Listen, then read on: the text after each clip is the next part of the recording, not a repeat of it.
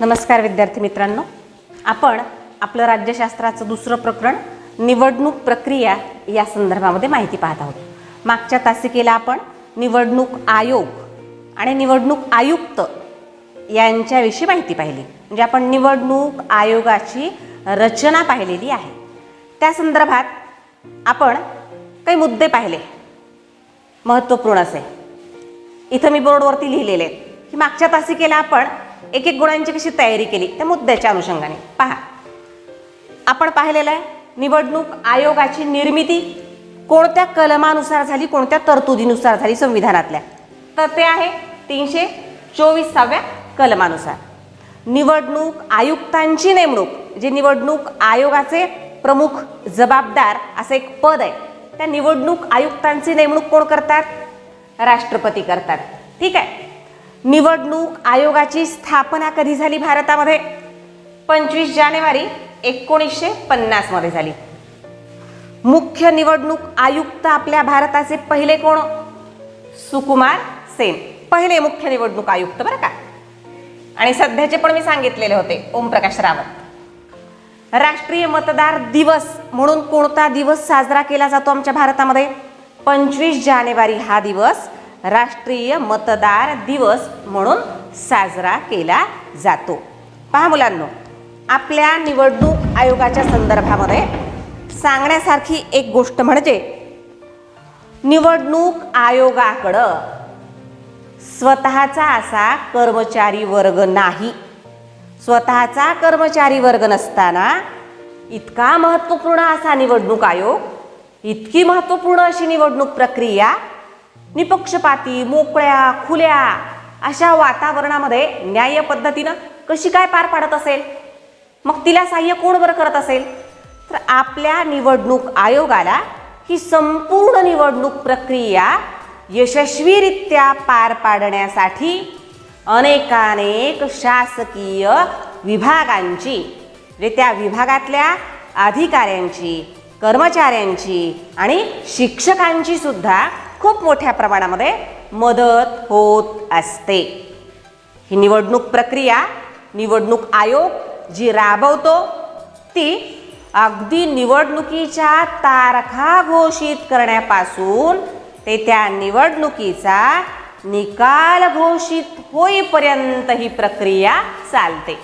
जेव्हा निकाल घोषित होतो तेव्हा ही निवडणूक प्रक्रिया त्या क्षेत्रापुरती, त्या घटकापुरती, त्या पदापुरती पूर्णत्वाला प्राप्त होते. बघा, अगदी निवडणुकीच्या तारखा घोषित करण्यापासून ते निवडणुकीचा निकाल घोषित करेपर्यंत हा निवडणूक आयोग कोणकोणत्या स्वरूपाची कार्य करतो त्या संदर्भात माहिती आपण आजच्या तासिकेला पाहणार आहोत. तर आपण निवडणूक आयोगाची कार्य या तासिकेला अभ्यासणार आहोत. ठीक आहे. निवडणूक आयोग कोणत्या प्रकारची कार्य करतो? भारतीय निवडणूक आयोगाची कार्य, पहिलं कार्य निवडणूक आयोगाचं ते म्हणजे मतदार याद्या तयार करणे. निवडणूक आयोगाचं पहिलं कार्य काय? निवडणुका आहेत म्हटल्यानंतर पहिल्यांदा मतदार याद्या तयार कराव्या लागतात. बघा, तुम्ही म्हणाल मतदार याद्या तर पूर्वी तयारच असतात, मग परत काय तयार करायच्या? पहा मुलांनो, आपल्या भारतामध्ये 18 वर्ष पूर्ण केलेल्या प्रत्येक भारतीय नागरिकाला मतदानाचा अधिकार संविधानानं देऊ केलेला आहे. बरोबर आहे. मग 18 वर्ष पूर्ण केलेल्या तरुणांची, युवकांची दरवर्षी संख्या ही वाढत असते ना. दरवर्षी 18 वर्ष पूर्ण केलेले नवीनच युवक हे मतदानाला पात्र ठरत जातात. त्यामुळं निवडणूक आयोगाला मतदार याद्या ज्या आहेत त्या अद्ययावत कराव्या लागतात. म्हणजे 18 वर्ष पूर्ण केलेल्या, मागच्या निवडणुकीला ज्यांना 18 वर्ष पूर्ण झालेली नव्हती ते पुढच्या निवडणुकीला त्यांना 18 वर्ष पूर्ण झाले असतील तर त्यांना मतदानाचा अधिकार प्राप्त होतो ना. मग हा मतदानाचा अधिकार कसा बजावता येतो? कोणत्याही 18 वर्ष पूर्ण केलेल्या भारतीय नागरिकाला त्याचं नाव मतदार यादीमध्ये यावं लागतं. म्हणजे केवळ 18 वर्ष पूर्ण केले की तो मतदान करू शकतो असं नाही. हो, 18 वर्ष पूर्ण केलेल्या भारतीय नागरिकाला मतदान करण्याचा अधिकार प्राप्त होतो, पण कधी? आपोआप का? नाही. जेव्हा त्याचं नाव मतदार यादीमध्ये गणलं जातं, त्याच्या नावाचा मतदार यादीमध्ये मतदार म्हणून समावेश केला जातो. म्हणून अगदी महत्त्वपूर्ण असं काम निवडणूक आयोगाचं जर कोणतं असेल, पहिलं प्राथमिक तर मतदार याद्या तयार करणे, अर्थातच त्या अद्ययावत करणे. म्हणजे नवीन जे मतदार आहेत 18 वर्ष पूर्ण केलेले, त्या मतदाराच्या नावाचा समावेश मतदार यादीमध्ये करावा लागतो. तर आणि तरच 18 वर्ष पूर्ण केलेल्या त्या भारतीय नागरिकाला, त्या युवकाला, तरुणाला पुढच्या निवडणुकीमध्ये मतदार म्हणून आपला मतदानाचा हक्क बजावता येतो, कर्तव्य पार पाडता येतं. आणि आणखी एक गोष्ट निवडणूक आयोगाने केलेली आहे. यात निवडणूक आयुक्त TN शेषन यांचं नाव आपल्याला अग्रक्रमाने घ्यावं लागतं. म्हणजे संपूर्ण निवडणूक प्रक्रिया जास्तीत जास्त पारदर्शक व्हावी, तिची कार्यक्षमता वाढावी, यासाठी TN शेषन यांनी या निवडणूक आयोगाच्या कार्यप्रणालीमध्ये खूप मोठा बदल केलेला, प्रभाव पाडलेला आपल्याला दिसून येतो. म्हणजे 1990 नंतर पहिल्यांदा प्रत्येक भारतीय नागरिकाला निवडणूक आयोगाच्या मार्फत निवडणूक ओळखपत्र म्हणजे मतदार ओळखपत्र सुद्धा मिळायला सुरुवात झाली. म्हणजे मतदार याद्या तर निवडणूक आयोग तयार करतच, त्यासोबत मतदार यादीमध्ये ज्यांचा ज्यांचा मतदार म्हणून समावेश झालेला आहे त्या प्रत्येकाला मतदार ओळखपत्र सुद्धा कोणाकडून दिलं जातं? निवडणूक आयोगाकडून दिलं जातं. मग पहिलं निवडणूक आयोगाचं कार्य काय आहे? मतदार याद्या तयार करणे, त्या अद्ययावत करणे आणि नवीन मतदारांचा त्या यादीमध्ये समावेश करणे आणि प्रत्येक भारतीय मतदाराला मतदानाचं ओळखपत्र देऊ करणं, प्रदान करणं, हे पहिलं प्राथमिक काम निवडणूक आयोगाचं. तर दुसरं काम आणखी महत्त्वपूर्ण निवडणूक आयोग कोणतं करतो? ते म्हणजे निवडणुकीचं वेळापत्रक, निवडणुकासंबंधीचं वेळापत्रक आणि संपूर्ण कार्यक्रम तयार करणे. निवडणुका संबंधीचं वेळापत्रक आणि संपूर्ण कार्यक्रम तयार करणे.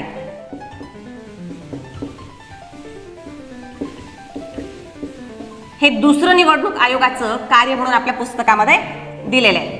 बघा, निवडणुकीच्या तारखा घोषित करण्यापासून ते निवडणुकीचा निकाल घोषित करेपर्यंतची संपूर्ण प्रक्रिया, या संपूर्ण प्रक्रियेचं संचालन करण्याची प्रमुख जबाबदारी कुणावर आहे? निवडणूक आयोगावर आहे. मग निवडणूक आयोगावर ही जबाबदारी आहे ना निवडणुका यशस्वीरित्या पार पाडण्याची, तिचं संचालन करण्याची. मग एखादी प्रक्रिया, एखादा कार्यक्रम व्यवस्थितरित्या पार पाडण्यासाठी त्याचा आधी वेळापत्रक तयार करावं लागतं. कारण वेळेनुसार, वेळेतच, वेळेवर प्रत्येक गोष्ट घडली पाहिजे, बरोबर आहे? तरच त्या कामाची यशस्वीता त्याच्यावर अवलंबून असते. म्हणून निवडणुकी संबंधीचं वेळापत्रक आणि संपूर्ण कार्यक्रम याचा अर्थ कोणत्या घटक राज्यामध्ये, केव्हा आणि किती टप्प्यांमध्ये निवडणुका घ्यायच्या आहेत हे ठरवण्याची आणि ठरवल्याप्रमाणे ती प्रक्रिया पार पाडण्याची जबाबदारी कुणावर आहे? निवडणूक आयोगावर आहे. म्हणून दुसरं दिलंय, निवडणुकी संबंधीचं वेळापत्रक आणि संपूर्ण कार्यक्रम तयार करणे, अर्थातच निवडणूक प्रक्रियेचं संचालन करण्याची जबाबदारी निवडणूक आयोगावर असते. त्यामुळं कोणत्या राज्यात केव्हा आणि किती टप्प्यामध्ये कशा पद्धतीनं निवडणुका घ्यायच्या आहेत हे कोण ठरवतं? निवडणूक आयोग. म्हणजे ती जबाबदारी, ते कार्य निवडणूक आयोग पार पाडत असतं. म्हणजे दुसरी जबाबदारी, दुसरं कार्य निवडणूक आयोगाचं निवडणुकासंबंधीचे वेळापत्रक आणि संपूर्ण निवडणुकीचा कार्यक्रम आधी तयार करणे आणि त्यानंतर मग तो राबवता येतो. ठीक आहे. तिसरं महत्त्वपूर्ण असं काम, निवडणुका म्हटल्या की जसे मतदार असतात तसे निवडणुका लढवण्यासाठी उमेदवार पण असतात ना. मग उमेदवारांच्या अर्जाची, जे उमेदवारी अर्ज आहेत त्या अर्जांची कसून तपासणी करणं, त्या अर्जांची छाननी करणं, चिकित्सा करणं, परीक्षण करणं हे सुद्धा महत्त्वपूर्ण काम निवडणूक आयोगाला पार पाडावं लागतं. मग तिसरं निवडणूक आयोगाचं कार्य कोणतं आपल्याला अभ्यासता येईल? उमेदवारी अर्जांची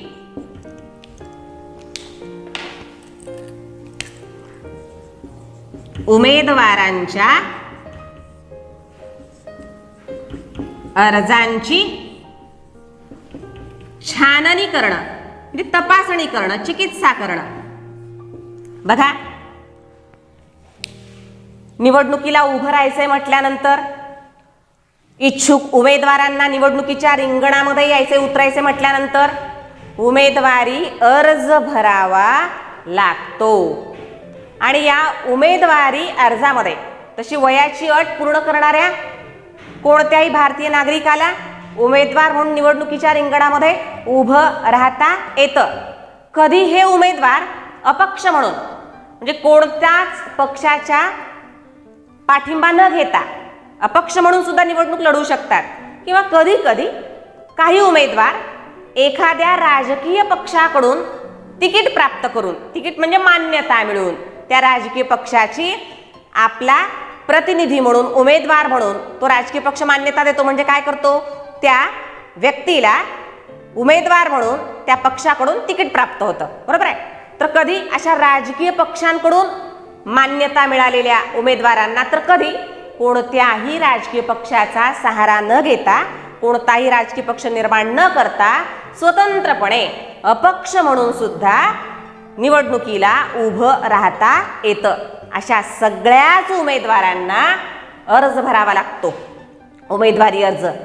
त्या अर्जामध्ये जी जी माहिती विचारलेली आहे ती माहिती, खरीखुरी वास्तव सत्य माहिती त्यामध्ये त्यांना भरावी लागते. कधी कधी काय होतं, निवडणुकीचे उमेदवारी अर्ज भरले जातात, पण काही दिवसानंतर एखाद्या उमेदवाराला उमेदवारी अर्ज माग सुद्धा घ्यावासा वाटतो किंवा कधी घ्यावा लागतो. अशा परिस्थितीमध्ये त्याला उमेदवारी अर्ज माग घेता पण येतो. तशी पण तरतूद आहे, त्याची पण तारीख दिलेली असते. म्हणजे उमेदवारी अर्ज घेण्याची, ती भरून देण्याची, म्हणजे स्वीकारण्याची, उमेदवारी अर्ज मागे घेण्याची पण तारीख निश्चित केलेली असते. त्या वेळामध्ये उमेदवारांना ही सगळी प्रक्रिया पूर्ण करावी लागते. तसं निवडणूक आयोगाचं बंधन असतं. या सगळ्या प्राप्त झालेल्या निवडणुकीच्या या उमेदवारी अर्जांची कसून तपासणी, छाननी, चिकित्सा करण्याचं काम निवडणूक आयोग करीत असतो.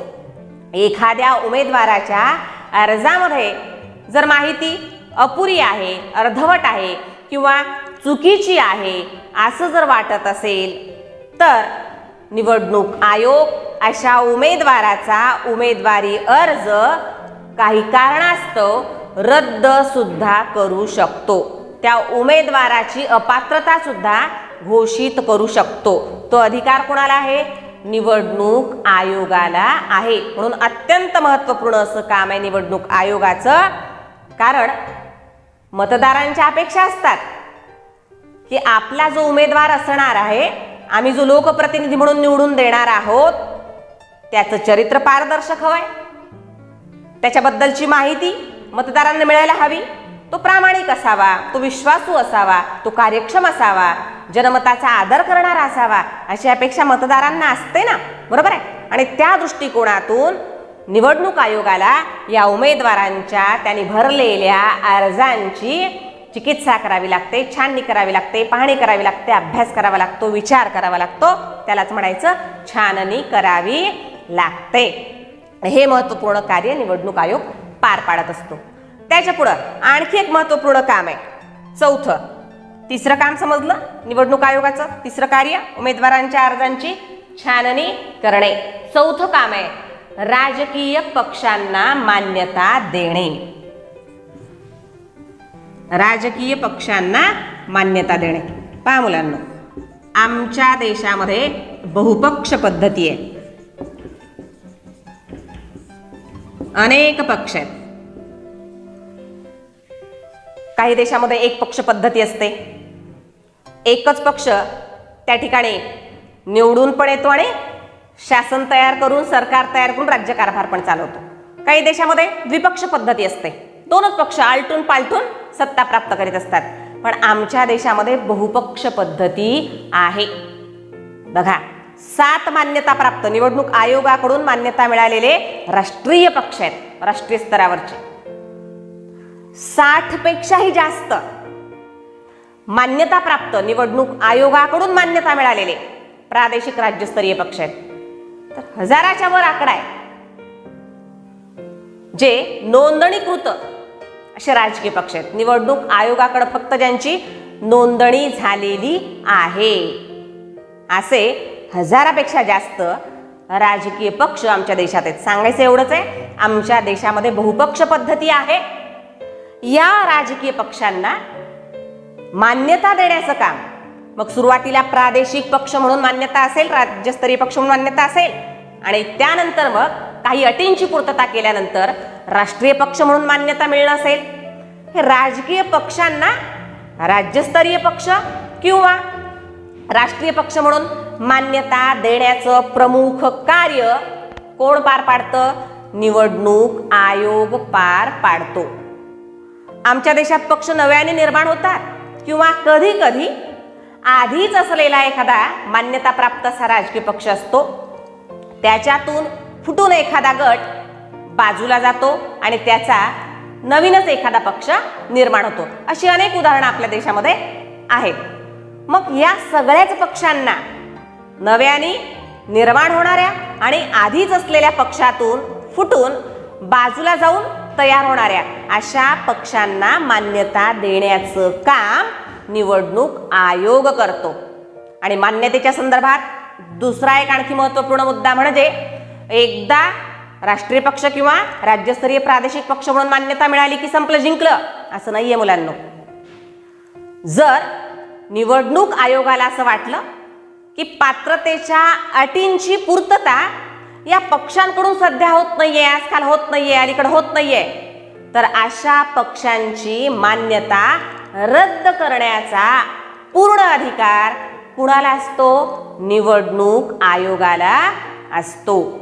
आणि या प्रत्येक मान्यता प्राप्त अशा राजकीय पक्षाला निवडणुकीचं चिन्ह सुद्धा कोणाकडून प्राप्त होतं? फक्त आणि फक्त निवडणूक आयोगाकडून. जसं मतदारांना ओळखपत्र प्राप्त होतं निवडणूक आयोगाकडून, तसं प्रत्येक राजकीय पक्षाला निवडणुकीचं चिन्ह सुद्धा कोणाकडून प्राप्त होतं? निवडणूक आयोगाकडून. पहा मुलांनो, आमच्या भारतामध्ये प्रत्येक पक्षाला चिन्ह निवडणूक आयोग का देत असतो? किंवा निवडणूक आयोग देत असतो म्हणजे तो राजकीय पक्ष आपलं चिन्ह ठरवतो आणि त्या चिन्हाला निवडणूक आयोग मान्यता देतो. चिन्ह पक्षच ठरवतो पण त्याला मान्यता कोण देतो? निवडणूक आयोग. आमच्या भारतामध्ये प्रत्येक राजकीय पक्षाला चिन्ह का दिलं जातं?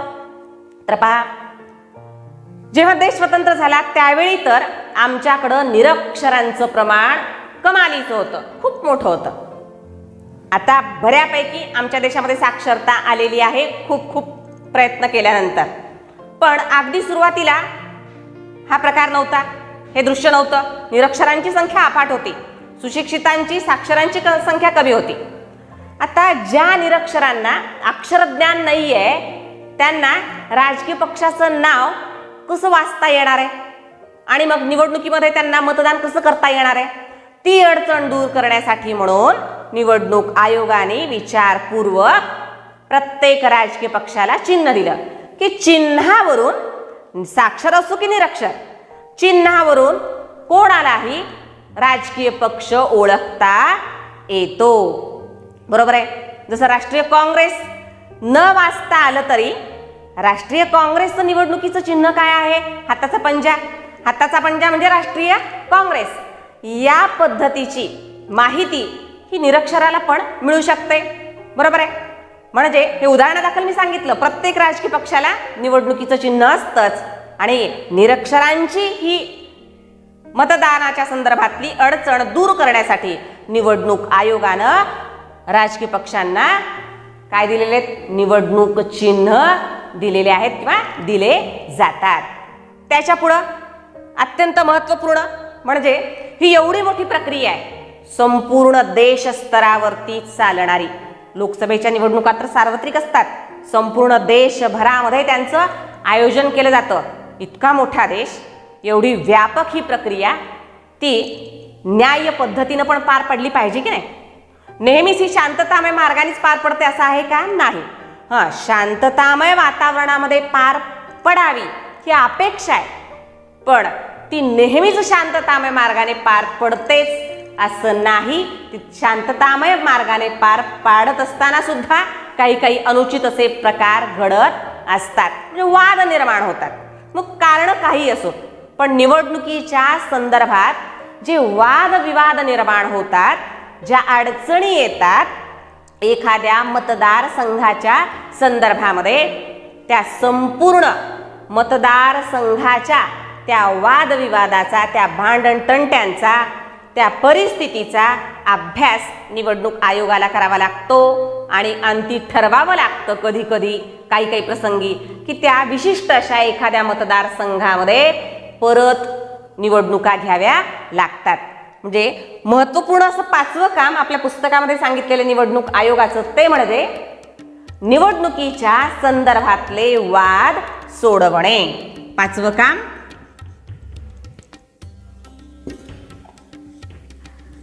निवडणुकीच्या संदर्भातले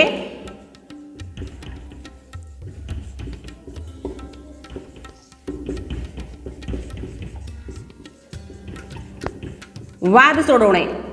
कारण कधी कधी सत्तेच्या मोहापायी एखाद्या मतदारसंघामध्ये कटकारस्थानं होतात, कधी हत्या सुद्धा घडून आणल्या जातात, कधी हिंसेचा वापर केला जातो. बरोबर आहे. अशा वेळी त्या मतदारसंघातल्या ज्या काही अडचणी आहेत, जे काही वाद आहेत, जे काही भांडणतंट आहेत, ते सोडवून त्या ठिकाणी परत निवडणुका घेणं ही पण जबाबदारी कोणाची आहे? निवडणूक आयोगाची आहे. नव्हे ते कार्य निवडणूक आयोगाचं. निवडणुकीच्या संदर्भातली जे काही वाद असतील ते सोडवणं. कारण निवडणूक आयोग ही स्वायत्त आणि स्वतंत्र अशी एक संवैधानिक, संविधानाची मान्यता प्राप्त असणारी अशी संस्था आहे. तिचे कायदे असतात, नियम असतात आणि त्या कायद्यांचा, नियमांचा वापर करीत अशा पद्धतीचे वाद सोडवण्याचं काम किंवा एखाद्या उमेदवाराची उमेदवारी अपात्र ठरवण्याचं काम सुद्धा कोण करत असते या संदर्भामध्ये? निवडणूक आयोग करताना आपल्याला दिसून येतं. पहा मुलांनो, आपल्या पुस्तकामध्ये चौकटीत काही प्रश्न दिलेले आहेत. असं का घडतं? एक 5-6 प्रश्न आहेत. पहिला प्रश्न असा दिलेला आहे की फक्त उमेदवारांसाठी वयाची अट असताना त्याच्या संपत्तीची माहिती, त्याच्या आर्थिक स्थितीची माहिती ही का बरं त्या अर्जामध्ये भरून घेतली जात असावी? कारण 21 वर्ष पूर्ण करणाऱ्या कोणत्याही भारतीय नागरिकाला समजा ग्रामपंचायतीची निवडणूक लढवता येते, ती वयाची अट त्यानं पूर्ण केलेली आहे, मग त्याला उमेदवारी अर्ज भरता यावा. पण त्या उमेदवारी अर्जामध्ये का म्हणून त्याचं पूर्ण आर्थिक स्थिती, त्याचं वैयक्तिक जे काही माहिती आहे ती का म्हणून भरून घेतली जाते? तर मतदारांच्या अपेक्षा, आपण ज्याला निवडून देणार आहोत लोकप्रतिनिधी म्हणून, तो कार्यक्षम, विश्वासू, प्रामाणिक स्वच्छ चारित्र्याचा असावा.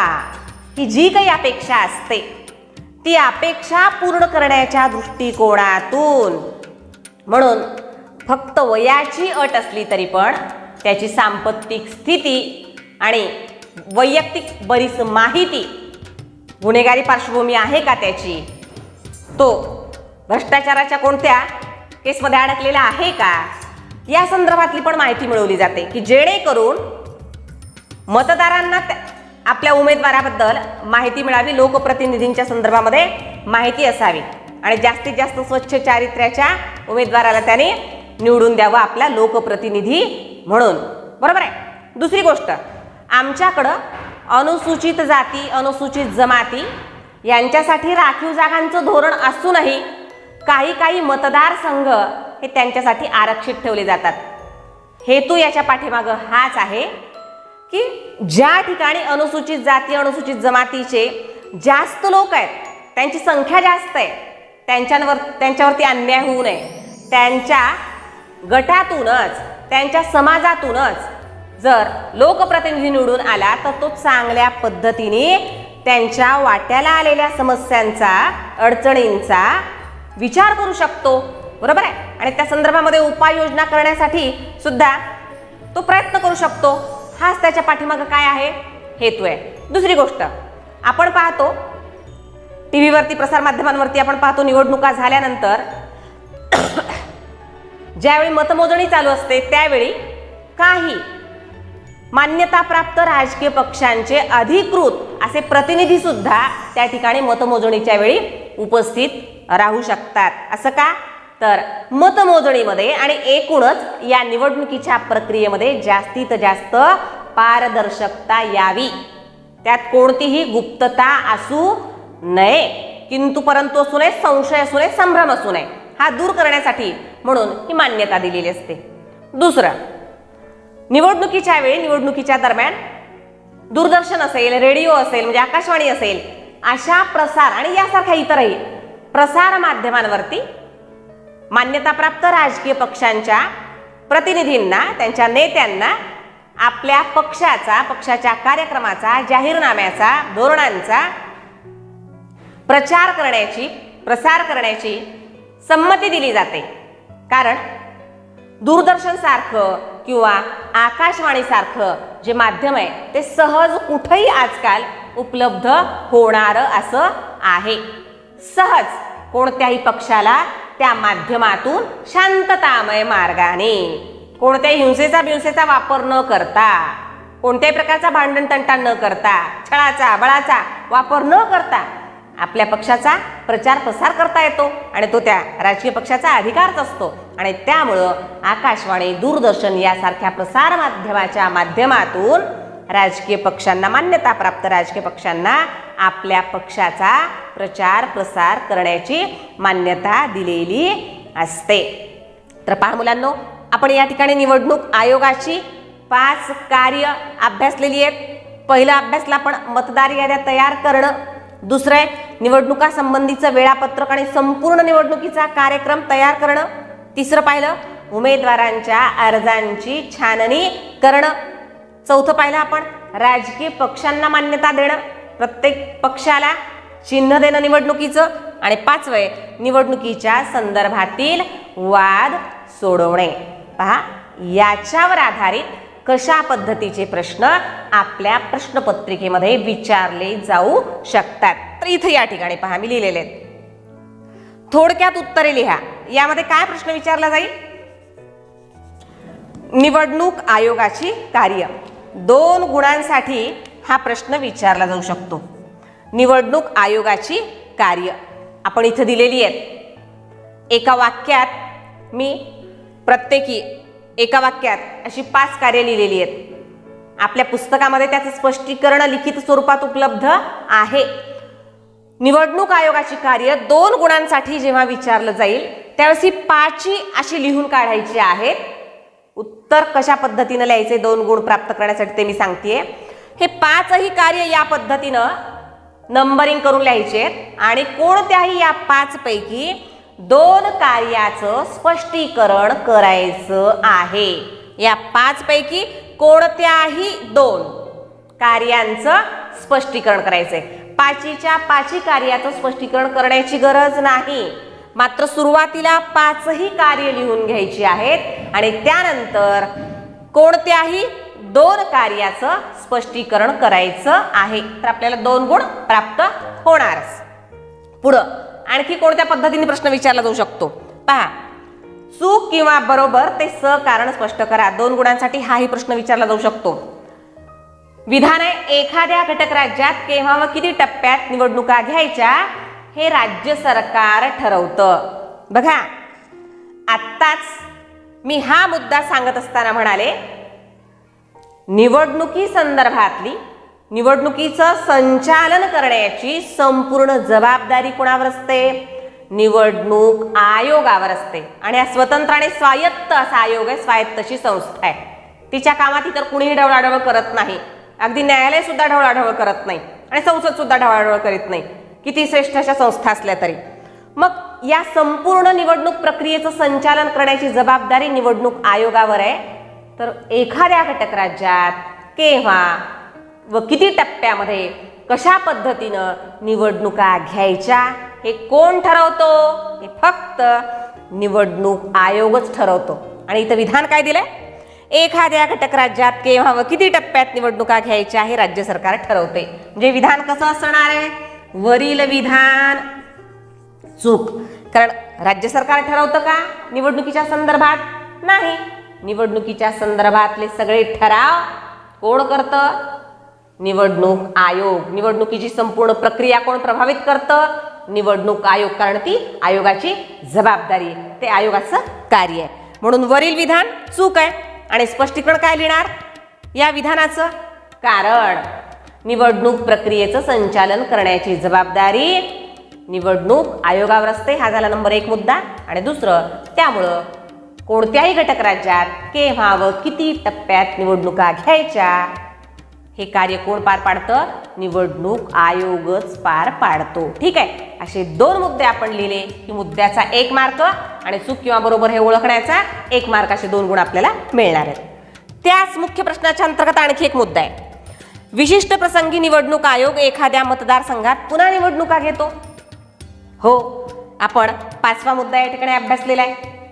निवडणुकीच्या संदर्भातील वाद सोडवण्याची जबाबदारी कुणावर आहे? निवडणूक आयोगावर आहे. बघा, याचं उत्तर काय आहे? बरोबर आहे. वरील विधान बरोबर आहे. 1 गुण मिळेल असं लिहिलात तर.